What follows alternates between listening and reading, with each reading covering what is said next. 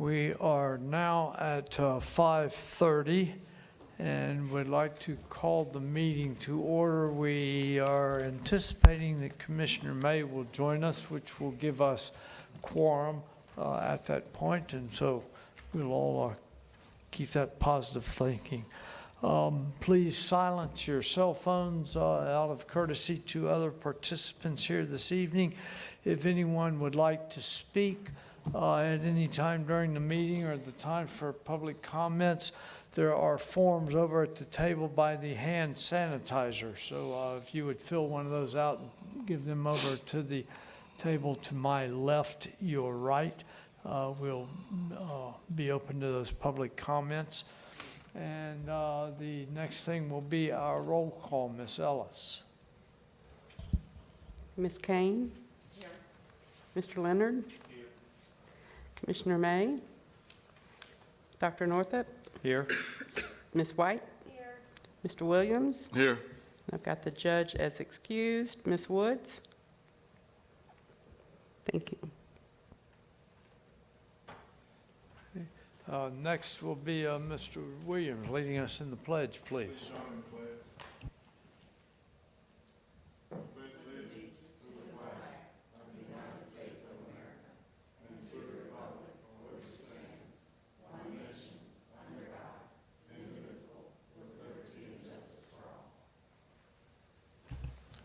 Thank you.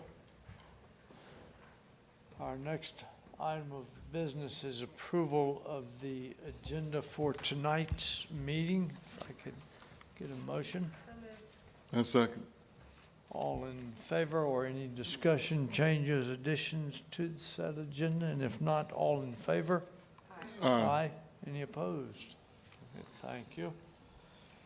The next item is approval of the minutes, and somewhat uniquely, we have two sets of minutes to approve. One is from the June 10th meeting, when regrettably we were unable to meet quorum, but we did conduct some business that did not require any votes. And those minutes are before you, labeled the Board of Directors meeting June 10th. Are there any additions, changes, corrections to those minutes that anyone has noted? And hearing none, they will stand as submitted. The next set of minutes are from the special board meeting held June 25th due to the lack of the previously mentioned quorum on the June 10th meeting. And that meeting was held in order to have some votes and discussions on items primarily affecting some of our providers needing funding, entering their second and or third year of their contracts. And again, those minutes are submitted as June 25th meeting. And are there any changes, additions, deletions, or corrections to those minutes that anyone has noted? If not, then those minutes will stand as submitted as well. Thank you. Our next item will be the treasurer's report, which has Ms. Woods named by that. She has not been able to make it thus far. We do have that report included in our packet, and I think that Ms. Cannon is able to speak to that. Yes, Ms. Abrams wasn't able to be here tonight. She did send information that she wanted to make sure that I passed on to you all. It says we've revised why should I have my cheaters on? We've revised the narrative that accompanies the financial statement for May. It was done in hopes of eliminating any confusion on the information provided. If there's anything that you would like changed or included, please let Tammy know going forward. With 67% of the fiscal year gone, ECT has received 80% of the budgeted revenue and has expended 43% of the budget expenses. Currently, ECT for this fiscal year are at 8.31 administrative rate, 2.99 for the tax collector fees, and 88.71 is program related. 88.71%, excuse me. Of the $24,699,745 in cash, in the operating account, 18,000, I think 845 is held to fulfill the remaining requests for the currently funded providers. 1.18 is, of course, being held to settle the Escambia County CRA claims, with the addition of 1.8 million now being held for City of Pensacola CRA claims. The trust obligation cash spreadsheet's on page 38, and it gives you a more detailed explanation of that obligated cash. And then the contract schedule also shows all current contracts and their total requested amounts. On the currently signed contracts, there is $9,661,380.48 left in awarded funds, and programs have surrendered a total of $4.9 million respectively in funds that were awarded but not spent. And then TME said if you have any questions or any information or want more clarity, to please let her know individually if you'd like to reach out to her. Excuse me, did I understand you to say that this covers 57% of the fiscal year? Hold on, it is 67%. 67%, okay, thank you. All right, okay. Any questions regarding the budget and the financial reports? Hearing none, we have a recommendation from the Finance and Operations Committee to approve that. Do I have a motion to approve? Or wait, we don't have quorum yet. Huh, so I cannot entertain a motion to approve that. Recommendation to file. Okay. So, okay, Ms. White has I recommend a file. filing, okay. So, they will be filed as submitted then. We have, Excuse me. Dr. Okay. Northup, we do have quorum, so you know it's 5 out of 8 right now, so we should be okay. Okay, so we do have. Okay, wonderful. Well, very good. Thank you for that clarification. Okay, now we are down to public comments. Did we have anyone who was interested in speaking and/or any form submitted? We do not at this point. Okay, so that takes us to the special presentation from James B. Washington, Education and Sports, and Tees House. Welcome both. How everybody doing? We're doing well, thank you. How about you? Doing great, doing great. Looking dapper as always. You're so kind. Can you hear me? Okay, so yeah, the STEAM program, awesome program, has gotten off to a fantastic start. Initially we started out, we was hoping to get 20 kids. We ran into some barriers. Primarily, a lot of kids that we have are athletes, academics, kids who are doing well academically, and they play sports. Well, in June, when the STEAM program started, that's the month that all the high schools require all the athletes to report to the high schools. So I'm gonna turn this part over to Ms. T, okay? She really put this thing together to make sure we keep me on track, all right? Good evening, everyone. Good evening. Good evening, everyone. I'm Tiara Smith, Executive Director with Tees House. We created this presentation to familiarize you all with the STEAM Future Leaders of Northwest Florida, which was the CARES grant that was funded by ECT. STEAM is a 5-week learning program that focuses on essentially 5 different weeks. First is science, technology, engineering, agriculture, and arts, as well as mathematics. Throughout the 5-week program, we're currently in our last week, which is Math Week. Throughout the 5-week program, the participants have had hands-on activities, different career exposures from the different focus areas that were presented, and also creative expression. The program targets high school, that's rising 9th graders through 12th graders, ages 14 through 18. And the overall goal for this is the target outcome that we are trying to satisfy is increased graduation pathways through success by boosting confidence, academic readiness, career awareness, and social emotional skills, which is sometimes limited in some of the curriculum that people receive. So initial participation, like Coach Washington just stated, we had initial enrollment of 26 participants, but ran into a few barriers due to other scheduling things that's going on in Escambia County. But we included a chart for you all to see the initial participation. Ninth grade, rising ninth graders led the charts with over 70%, that's 70.4%, all the way to 12th graders, which came in at the low end with 3.7%. So to highlight some of the focus areas that we went through throughout this activity, throughout this initiative, Science Week, the participants went through plant life cycle aspects, the 5 different stages of the plant life cycle. They went through germination experiments, conducted presentations, and also we saw a boost in confidence through some of the success stories that we'll share later on. We had a good number of average participation, and through our survey insights, we were able to determine that 90% of the students enjoyed the experiments that they partook that week. Here are some pictures from the Science Week highlights. Technology Week focused on 3 different aspects: digital solution and GIS mapping, robotics and automation, as well as introduction to cybersecurity, which is a major thing that we see going on nowadays. Here are some different pictures with the Technology Week that took place, which was identified as week 2 throughout the program.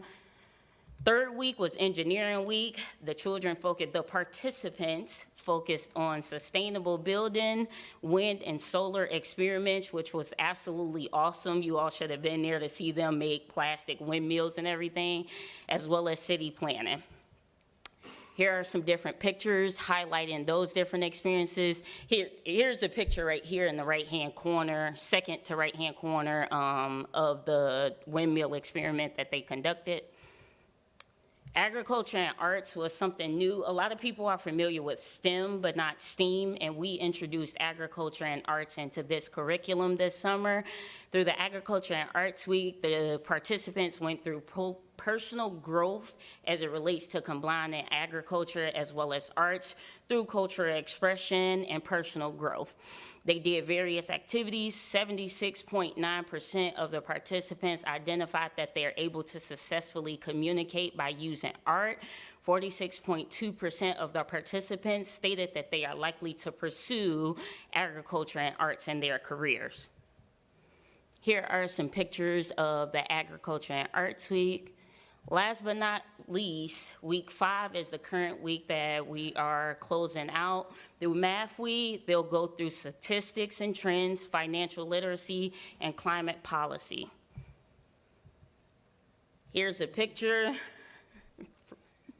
Here's a picture that we did today. Actually, this is day 2 of the Math Week, where the children were able to be exposed to a banker that took them through an exercise to identify their specialized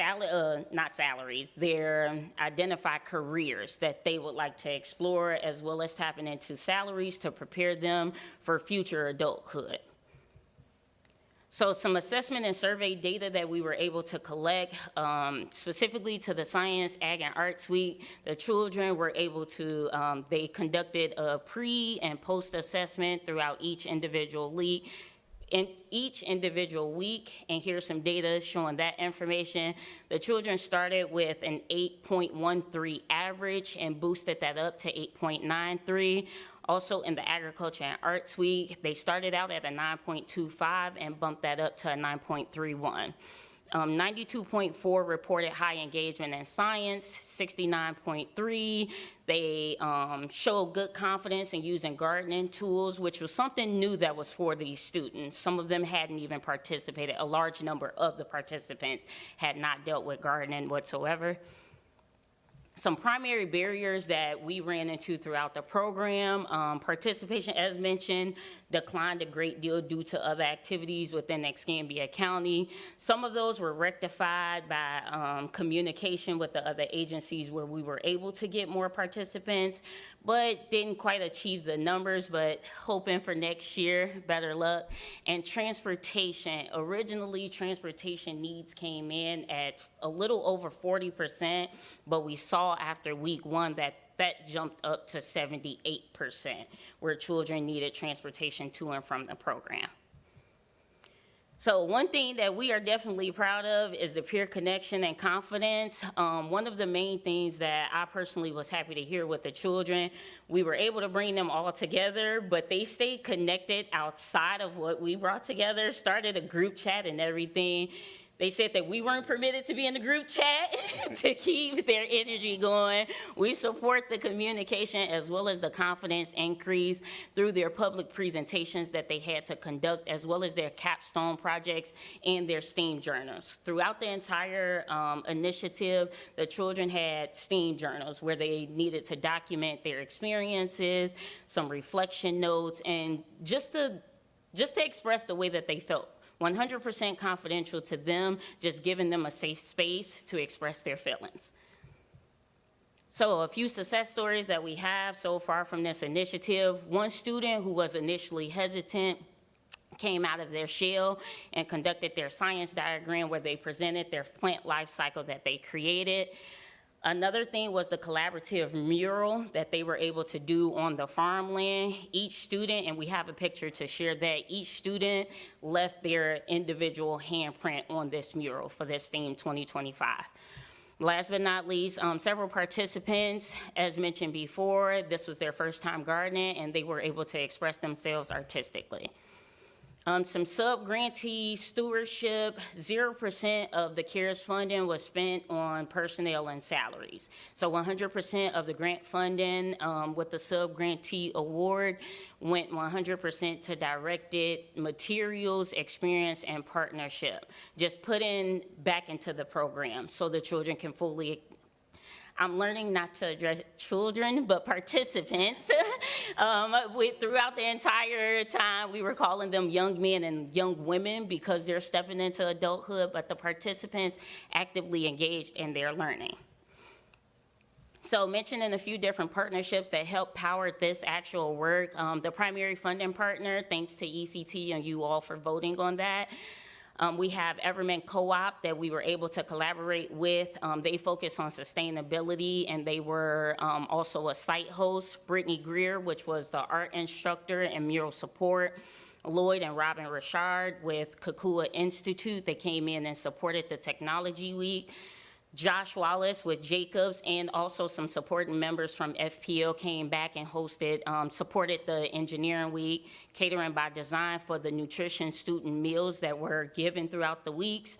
Cheryl with Ono Microgreens gave them a different aspect of agriculture, which was absolutely amazing. ECT was able to participate in that. And then last but not least, JBWES for being the grant recipient of this MicroCares grant. So what's next? We always talk about sustainability and how we're gonna keep pushing forward to keep these programs thriving.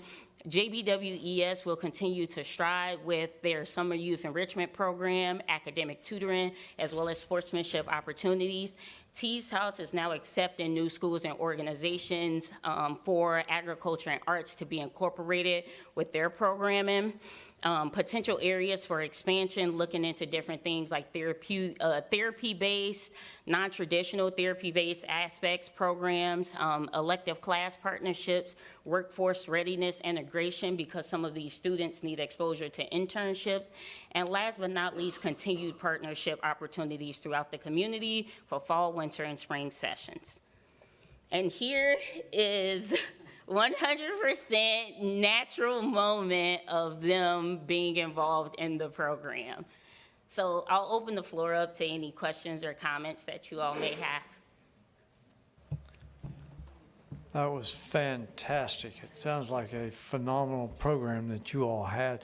My one question, and I know you talked about looking forward and things, would be, have you been able to think, Mr. Washington, I know you've got years and years and years of experience in this, of things that might possibly be done to increase both the number of initial participants and then to successfully retain them throughout the length of this 5-week program? It sounds like a phenomenal program, and I know you are competing, as Tori has spoken to us often about the football and the other things that are going on in the beginning and things, but any lessons so that next year you all will have more retention and involvement of students, perhaps? Would you like me to answer, Ms. Washington? Either or both. Things that we've learned is to publicize communication earlier rather than later. This project was contingent on what we could make possible with community buy-in. Because it kicked off at the beginning of the summer, from finding out that we were approved to actually activating it, the success rate was pretty reasonable with having less than 5 weeks to actually roll this thing out. Of course, we'll strive more to communicate throughout the year, incorporate more. For instance, we did radio shows, we did talk shows, we marketed out to the community in itself, passed out flyers, social media. So just continuing to drive that effort earlier rather than later to boost that participation. I hope that answers your question, sir. In addition to that, June was just a bad timing. We would like to carry this on throughout the year. So, of course, we're gonna check the kids. We're checking them throughout the year. We're checking their grade point average. We're checking their attendance, conduct and behavior, fast test scores. All those things are being tracked. So, in order to keep it going with the kids that we have and recruit new, what's the word again? Participants? New participants, okay? We need to do it throughout the year when there's not so much going on in the summertime. And so we were hoping that we can continue to do some things. I know we'll meet with these kids twice in 9 weeks, the midterm of the 9 weeks, final exam for each 9 weeks, to keep up their scores, making sure they still staying on point. And I just was, when you out here in these streets, you know, working in the community, and you find a jewel like this right here, you see what I'm saying? You gotta bring that to the front. You see what I'm saying? So she did a phenomenal job on so many different levels, okay? So with that being said, we wanna continue to do that and get more kids involved, because I think the hands-on, the kids built the bridge in the engineering program, and they did those wind turbines, and the experiments that she did with the plants, and the growing, just the hands-on, the kids seemed like they're more engaged, they had more fun, they was more active. You know, it wasn't boring, and I thought that was a tremendous, that's what I saw. Now, you know, you got the old school over here, and you got the new school right here. So we're doing a remix, okay? And so I think you got, with that, I think it's gonna be an awesome program. Looking forward to doing more with it and growing it. But June was not the month that we were looking for. But with the kids that we had, we're very happy. They did well. Great group of kids. Great group of kids. Yeah, I just like to commend you and your efforts, and really impressed with you was able to do in those 5 weeks. Just had a couple of questions. You said it's a 5-week program. How many hours a day was this program? 6 hours per day. 6 hours a day. 4 days per week to total 120 You kept hours. these kids engaged for 6 hours a day during the Yes, summer? sir. It's challenging, but yes, sir. And where were you located? Where was it located at? So Science, Agriculture, and Arts Week, those 2 weeks were hosted at Everman on 9 Mile. And then, Technology, engineering, and math is at 3920 Navy Boulevard. So, yeah. That's all I have. Congratulations, great job. Hope next year you have a bigger group.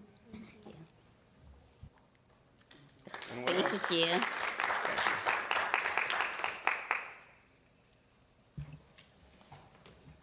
Very enlightening, thank you. Okay, business. We are to operations, and Lindsay regarding the board workshop.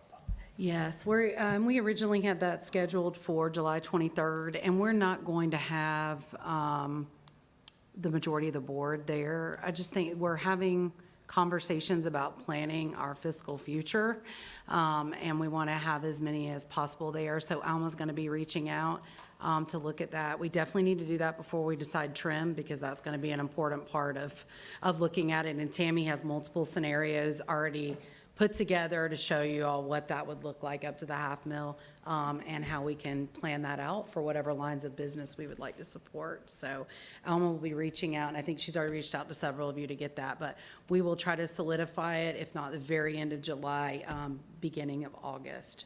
So sorry, that didn't work, but everybody's trying to get, I think, their vacations in that last week in July, and that's fine, so we will be rescheduling that, and then, of course, putting public notice out for that. Thank you.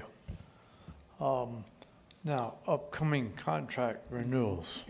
Again, Just Lindsay. wanted to put this on the radar. We've started tracking this in a big place in our board in the office, so that we make sure that we're noticing everyone ahead of time. So we do have Early Learning Coalition coming up next. Then we have mental health, which of course will be in August, October, is when that one would start again for a year 3. Healthy Schools Escambia is coming up, which will be going into year 2, and the National Flight Academy going into year 2 towards the end of the year. So this is the next part of the contract cycle. Just wanted you all to see that, related to what we have for formal RFPs and then sole source. So we'll be getting evaluations of that out, as well as we move forward. Thank you. Any questions? Mr. Chairman, Lindsay, and obviously Warren's not my school, but in terms of the schools that we put resources in Healthy Schools, how have our outcomes been? Rather it be, for me, not to infringe on my dear friend to my left, but global. I know there's been great improvement at Montclair, but looking at CAYs and Healthy Schools, and obviously throughout the course we allocated a lot of money. Have we seen the improvements in those schools, particularly those that we have invested in, or just kind of the report? I don't know. I don't know what it is. Because I know we've made significant gains Sure. in grades in the school. I guess my question would be, what are the significant gains, or what are the gains that we've found in the investments that we've done in like community schools, Healthy Schools, and our... Well, if you want Lisa to talk about CAY, she could tell you what the results are of that. I'm happy to related listen to it. the out-of-school. and you can give it. And so... Is it an A? Is it an A? Our after-school program? Yes. We are 1 point from an A.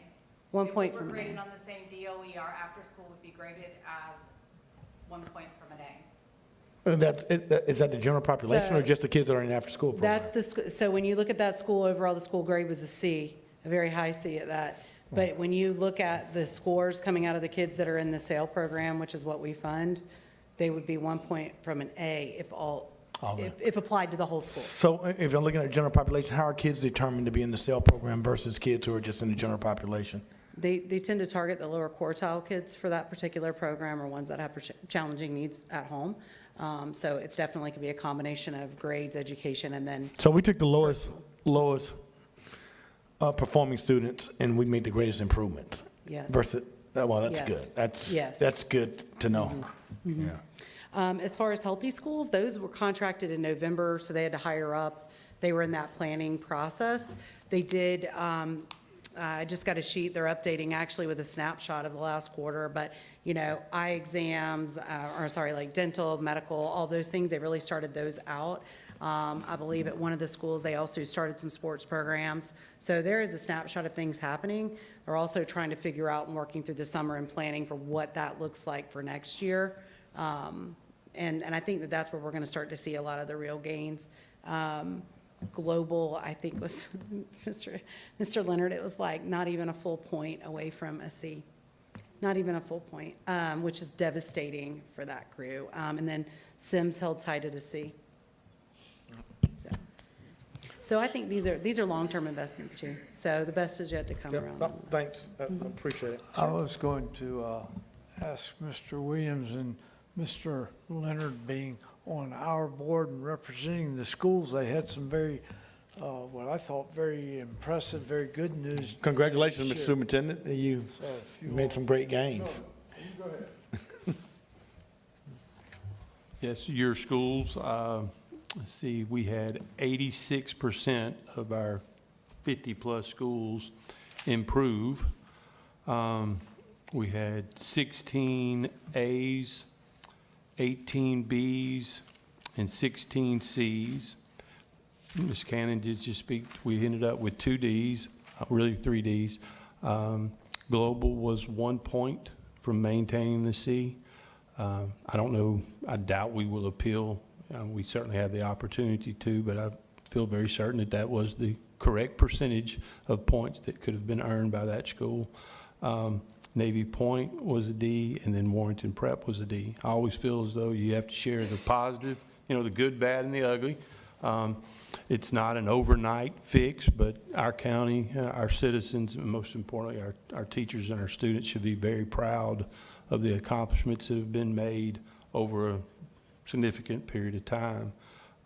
Very proud of Mr. Williams and our school board, the support that they provide to us.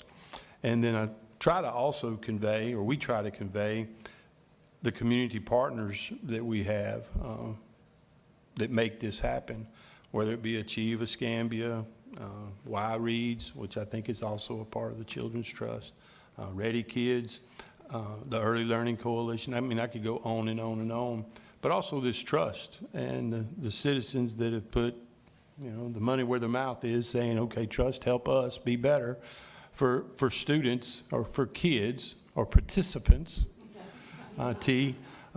in this county. And I think the fruits of that labor is paying off.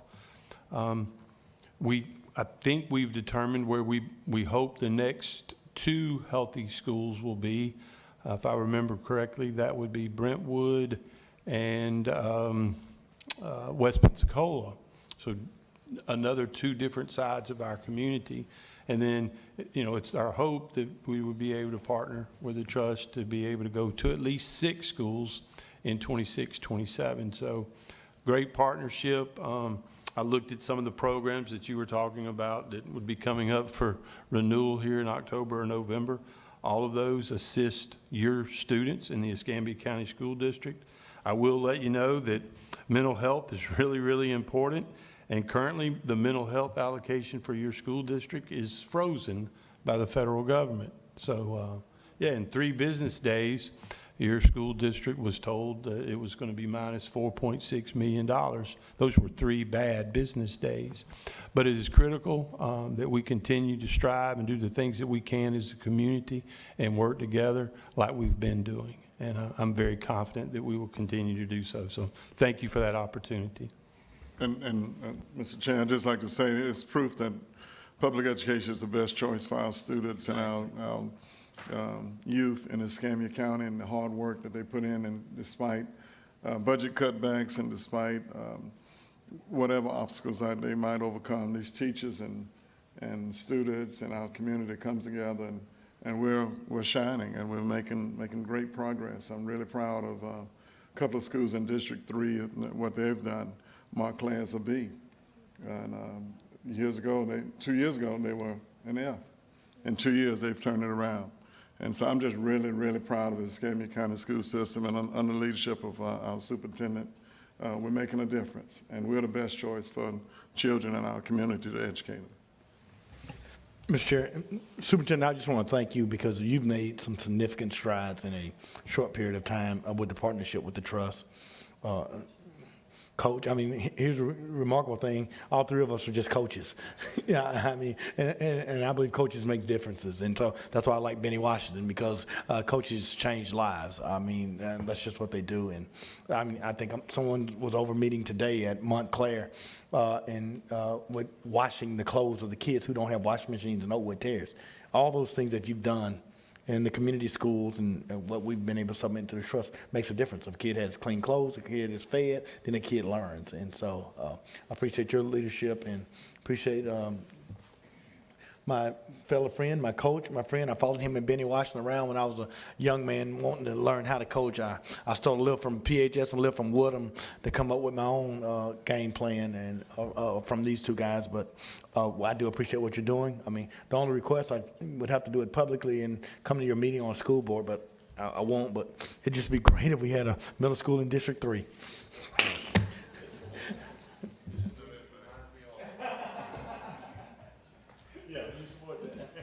And one other thing, Mr. Chair, and I'd be remiss if I didn't brag on Pensacola High School. They obtained a grade of B, and they're doing a marvelous job up there. And all of you know, my whole life was at Pensacola High School, so that's near and dear to my heart, and really proud of what they're doing. And also, there's one other thing. I was talking to Ms. Ray earlier. I wish people would take a deeper dive into the school grades. And sometimes when you see the letter C, you think it's average, but if you really take a deep dive, and you would notice that C was monumental in the efforts of those teachers and students at that school. And Coach, you know, I have nothing against alternative education and support those who do charter schools or private schools. I mean, you know, I was blessed to do both, public, private. But I have to say this, Benny Washington and I would say it's great to be a Woodhamite Titan, but love PHS. But I want to compliment Deborah Ray because Pine Forest has made significant gains this year, and sometimes that's the leadership that was there in the past, and so Pine Forest has really stepped up this year, and that's probably due to some contributions from Children's Trust in the programs that we've done on graduations. I, again, just commend the entire educational system and the trust involvement with it. And I think one of the big things I'm hearing and seeing, including the presentation tonight by Ms. T and Coach Washington, is the collaboration that is developing within the community here that is coming around and recognizing the benefit from those collaborations and the benefit they can have on the children within this community. Funding is important, it's vital, I recognize that, but the strength that comes from the collaboration within the resources we have in this community, everybody coming to the table, just adding a little bit, and before you know it, you've made a major, large impact in the outcomes of these children. And that's, I think, just so wonderful to see, and one of the big roles I think that the trust plays in the community. Okay. Lastly, I see up here is legal reports from Ms. Bush. 2 items regarding update on the county interlocal agreement and then the city TIF request. Yes, thank you, Dr. Northrup. So on the interlocal agreement, the draft agreement that was approved by this trust on June 25th has been given to the county. It's on the agenda for this Thursday night, July 10th, for a county decision. The county did submit a response with the agenda outlining how payment into the CRA in the county's position would be in line with the statute. The decision before the county Thursday night would be to either grant our exemption request, enter into the interlocal, and we would make payment that way. They could also vote to deny the exemption, at which point the trust would make a decision to pay the current year and whether or not to address those back years. So not really any new information outside of what we've already discussed, but just an update that it is scheduled for Thursday. As far as the city's request, as we talked about again on the 25th, payment has been demanded. We're working on the draft exemption request. The payment deadline issued by the city is July 31st, so I believe we'll be in a position to submit that exemption request by the end of this week or early next week. It'll follow a similar process where the city will hold a public hearing and determine whether or not to grant the exemption, in which case we would enter into an interlocal agreement with the city, or the city could deny the exemption request.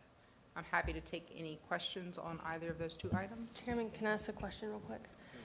Ms. Bush, did you have any conversation with the county? Because I thought from their last meeting, they said that they were fine with the interlocal as long as it was for 3 years, which is what That was my impression based on the conversation from the dais at the last commission meeting. I have not had any conversation with the county regarding the information contained in their formal response that was submitted with the agenda.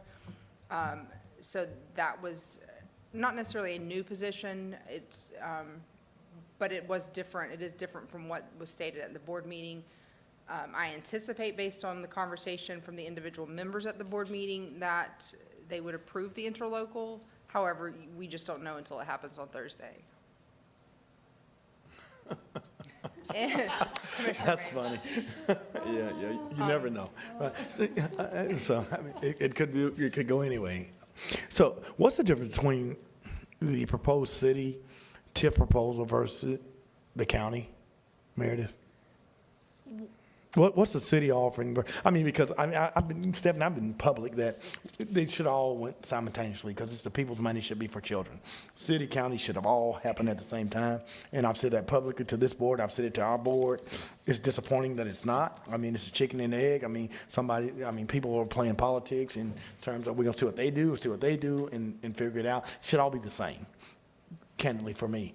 So what's the difference between what the city is proposing versus what the county is proposing? I think the main difference probably with the city's proposal is that they don't outline the intended use of the funds, whereas the county has outlined, if the funds are paid into the CRA, these are the specific projects that they'll be used for. And then, of course, we've got the interlocal with the county outlining county youth programs. We don't have that level of detail with the city. Other than that, I mean, it's a pretty standard request under the statute. One other distinction is the city is seeking the penalty, the 5% penalty and late fees, whereas the county did not seek that amount. Thanks, Mary. And so I'll say I've been a strong advocate on behalf of this board to this county in terms that the money should be used for children.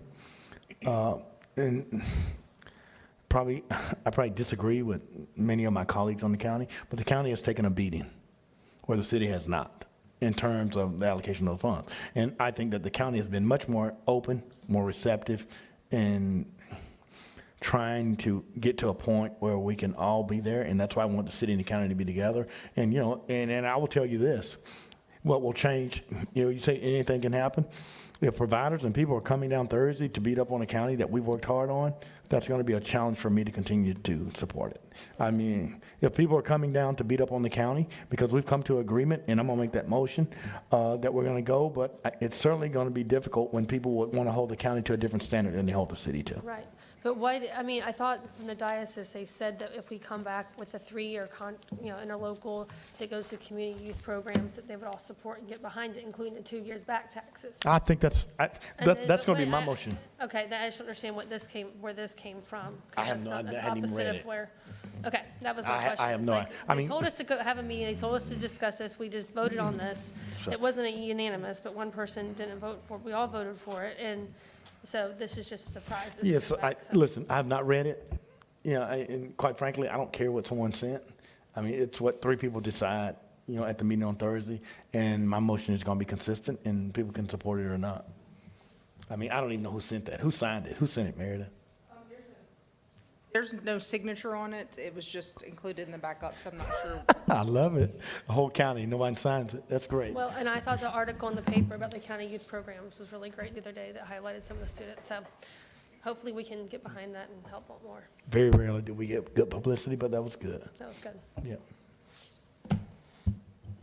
One final item, not on the agenda, but relative to the legal report, I am, announcing that I'm transitioning at the end of this month to solo practice here in Pensacola. It's been an absolute honor and privilege to work with you guys since the inception. I have learned so much and built some great relationships. It's also been a privilege to work with Megan Fry, who's been an attorney at Clark Partington for 17 years. She'll be coming on to the trust counsel position, along, of course, side Will Dunaway. She works with Triumph Gulf Coast and has extensive experience. You're in great hands, and she may want to introduce herself or say anything. I know most of you from around the community, so I look forward to working with you in this new capacity. Lindsay and I have known each other since Leadership Pensacola too many years ago that we won't mention the date. But in any event, I really appreciate the trust in our firm and look forward to our continued representation of the trust. Mr. Chairman? Meredith, I can't think of a better advocate for the people than you. I can't think of a more dedicated person than you. And so I appreciate your service. I mean, through the planning board, through the county, you're consistent, you're fair, you're honest. I mean, you're open. I mean, you're one of the best public attorneys that I know. So you'll be missed. I'm sure we'll be running into each other, but I appreciate everything you did. I know you and Will did pro bono long before y'all started getting paid. And so I appreciate everything that you've done, Meredith. You've been a savior, probably more instrumental in this trust probably than anybody else. So I appreciate your service, Meredith.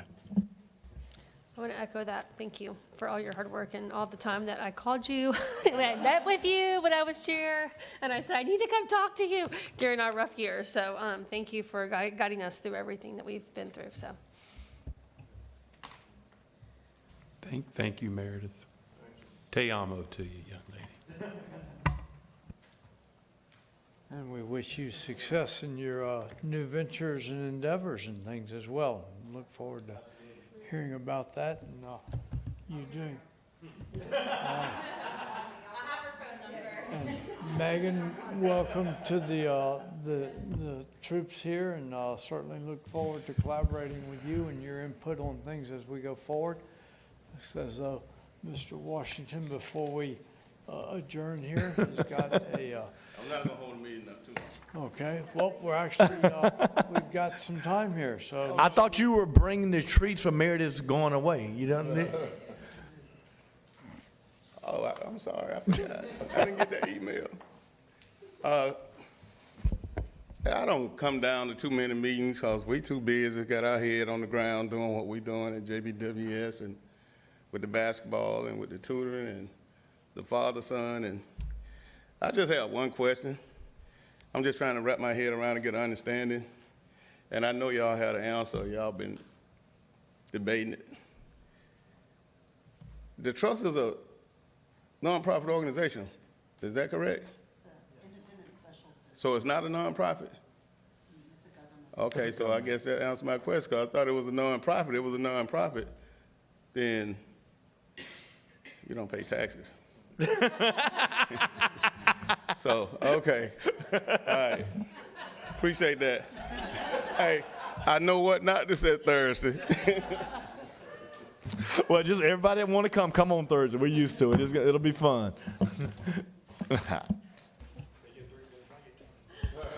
Any further comments? Anyone have any input from the audience? We do have a few minutes that we're ahead of schedule here, so thank you all for coming down and participating in some local politics and providing feedback and input and contributing some to that collaboration that we're talking about. Thank you all very much. We'll stand adjourned.